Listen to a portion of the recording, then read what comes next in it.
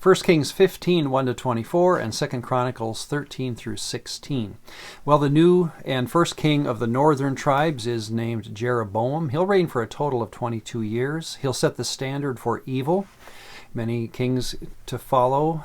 One of the ways they'll be described as they walked, or he walked in the ways of, or the sins of Jeroboam. And of course, we're defining evil in the sense of just simply the worship of created Elohim. It's near the end of his reign that a king in the south, Rehoboam was the first king of the south, son of David, or son of Solomon. He dies, and his son Abijah takes his place, or Abijam, by the way.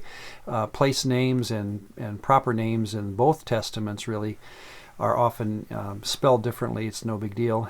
It's really not until the modern invention of English, and even British English, that we are concerned about spelling in literature. So Abijah is no better than his father. It's said that he walks, as it were, not shalem. There's that word for peaceful, or he's not at peace with Yahweh in his reign. He claims to be. He'll go to war for his short 3-year reign. He will be at constant war with the north. It's as though this new divided kingdom is uncomfortable with the idea of independence, and so Abijah will try to regain a unification of sorts, and he's constantly at war. By the way, at one point it says that 500,000 soldiers died in one of these Civil War skirmishes, which is a huge number, obviously. In fact, we think there were only about 300,000 people that lived in the northern kingdom at this stage. So what do we do about that obviously large number?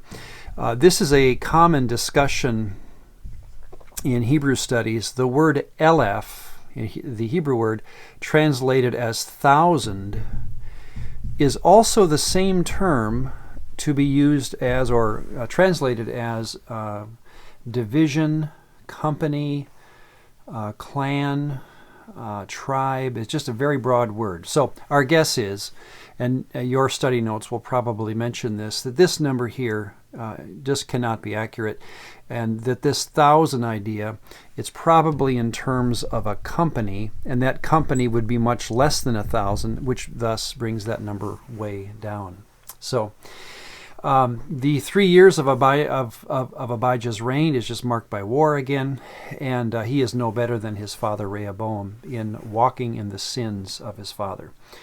When he dies, his son Asa comes to the throne.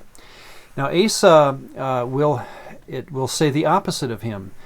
Abijah was not shalem with Yahweh. Asa was shalem. He was loyal, translated often as loyal. So he will be a loyalist to Yahweh. In fact, it says in the 15th year of his long reign, 41-year reign, he made a covenant with Yahweh. So there seems to have been some kind of moment in his life when he realized how bad things had become. And he made a covenant with Yahweh, with his people, and it says that they removed, and this is taking both Kings and Chronicles into account, he removed the Kedoshim. Now that's translated as male cult prostitutes, usually.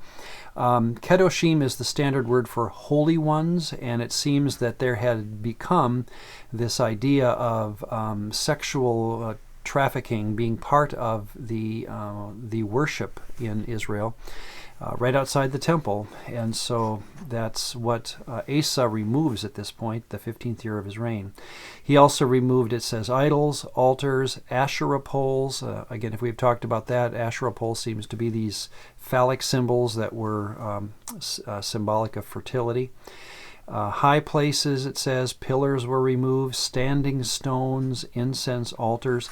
All of these are common elements of Canaanite worship. So the point of the text is that Asa, in his loyalty to Yahweh, removes much of what had been placed into and near the precincts of the temple through the reigns of Solomon, Rehoboam, and Abijah. It will be a rare privilege, in fact. We're going to have a long reign of Asa, and his son Jehoshaphat will reign 25 years after him, that'll be a total of 66 years, and this will be very rare, 66 years that we actually have a good king in the South.